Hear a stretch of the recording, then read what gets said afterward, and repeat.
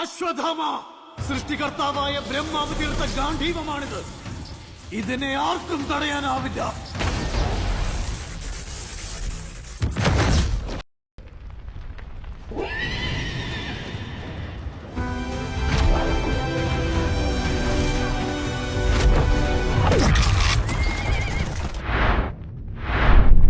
വൈകിപ്പോയോ ആചാര്യപുത്ര? ഇല്ല, ഉചിതമായ സമയം തന്നെ മിത്രമേ. കണ്ടില്ലേ കേശവ, ഇവനാണോ നമുക്ക് സമാനൻ? ഇവന്റെ പ്രഹരത്താൽ നമ്മുടെ രഥം 2 അടി പിറകോട്ട് നീങ്ങിയെങ്കിൽ നമ്മുടെ അസ്ത്രത്താൽ അവന്റെ രഥം 10 അടി പിറകോട്ട് നീങ്ങി. ഹേ ധനഞ്ജയ, നിന്റെ രഥം അഗ്നിദേവന്റെ വരം. കാവലാൾ ധ്വജസ്ഥിതനായ ആഞ്ജനേയ, അഞ്ജനിപുത്ര പവനസുതനാമ, തേരാളിയായി ത്രിലോകനാഥനായ നാമം.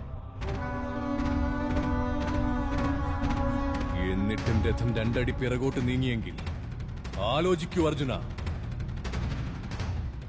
അവനൊരു സാധാരണ യോദ്ധാവല്ല. കണ്ടില്ലേ കണ്ണിൽ സൂര്യ തേജസ്, കയ്യിൽ അജയ്യമായ വിജയാസ്ത്രം.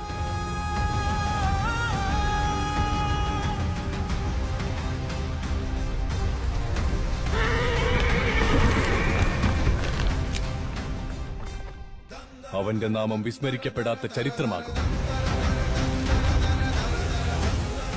സൂര്യപുത്രൻ വൈകർത്തനൻ